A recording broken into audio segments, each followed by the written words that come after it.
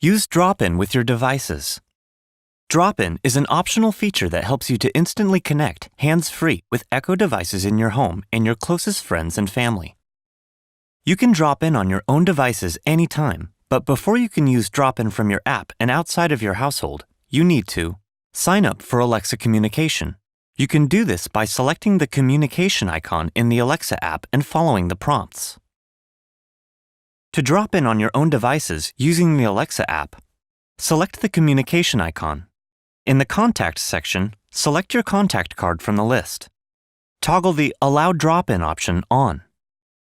To grant drop-in permission using an Echo device with a screen, say, "Alexa, show my contacts." Select your own contact card from the list. Toggle the Drop-in option on. To drop in on one of your own Echo devices, say something like, "Alexa, drop in on my Kitchen Echo show." To drop in on your Echo devices using the Alexa app, select the communication icon. Select the drop-in bar.